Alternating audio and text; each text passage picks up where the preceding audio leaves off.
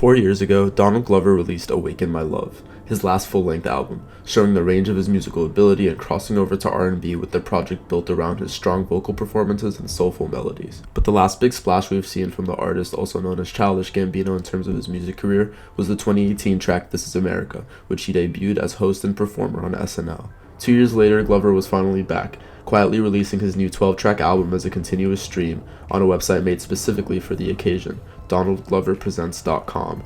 But just 12 hours later, the album was pulled from the site only to be given an official release on all platforms a week later, this Sunday morning, and his return to the music scene feels right on time.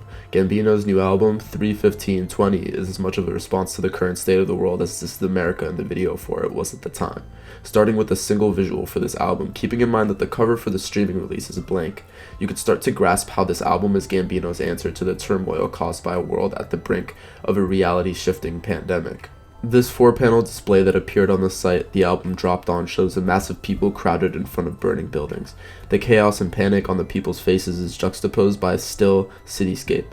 Notice how the flames and the more crudely drawn people are drawn in the same dark ink, while the city itself is in a lighter ink.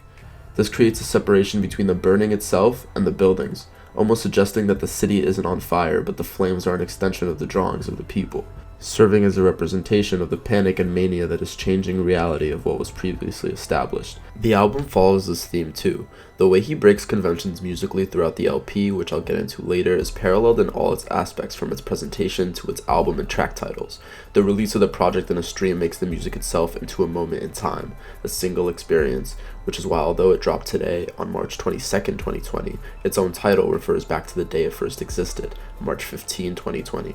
Replicating the experience of listening to it as one continuous stream, all but two of the track titles are the timestamps of the starts of the songs themselves. Gambino's choice to do this even to songs that previously did have names, like this single Feels Like Summer being retitled 4226, emphasizes his motive behind this unconventional naming, making every track into a moment, a reaction, a sensory experience.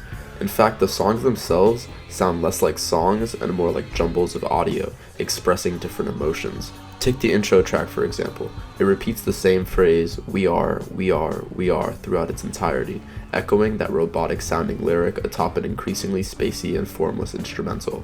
This song is an expression of reaction to the unique times we live in, a time when a virus has disrupted the order we lived our life with, breaking into our notion of life having any structure, breaking into our notion of who we are.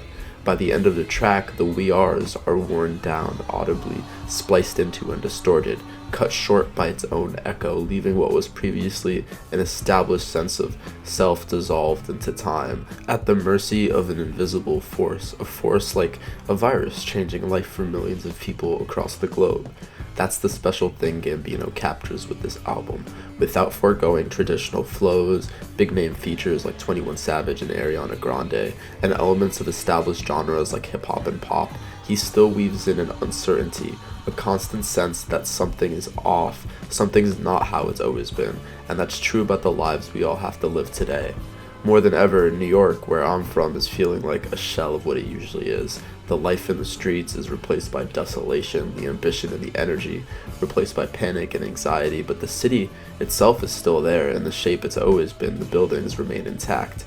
Having to cancel production on his show due to concerns about the pandemic, there's definitely a sense that Glover is personally affected by these changes, and he captures that quality of the state of the world right now, effortlessly separating what's established like that cityscape in the visual and what's wavering like our sense of self and our perception of that established, and he captures it throughout the moments on the album. I want to look at this idea in another song, Time. I think it's important that this is one of the two songs without a timestamp replacing the name. It's genius what he does here in the lyrics, almost mirroring any generic pop song's theme but with a dark edge, questioning the established, saying, maybe all the stars in the night are really dreams, maybe this whole world ain't exactly what it seems, maybe the sky will fall down on tomorrow, but one thing's for certain, baby, we're running out of time.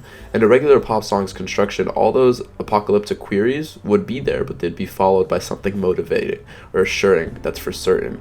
But instead, what he totes as certain is even darker than the lines leading up to it. Twisting a pop song's regular construction even further, it doesn't even take till the next verse for him to contradict what he just said was certain, saying instead, a couple lines later, that time is everlasting. The way Gambino plays with these tropes to make a song that, upon passive listening, would be like any other pop song into a dark foreboding of the uncertainty of our lives right now is a testament to how complex this project really is, and how much it serves as Gambino's response to the times we live in today. And that's all I have to say about this project upon first listening right now, but if you enjoyed this, let me know down below, and I'll put some more time into an in-depth song-by-song analysis, because I'm definitely going to need more time with this project to really get into the nuances. If not, being stuck in at home during what's supposed to be my second sem of senior year at least means I can start focusing on this channel more. So I'm going to be shooting for weekly uploads again, and we'll see how that goes. I say this every video, but I want to thank all of you who've stayed with this channel throughout the droughts of content and the months of me not posting. I appreciate the support, and I'm excited to share all the new ideas for projects I have with you in the next months. Make sure to stay safe, stay home, and I'll see you all next week.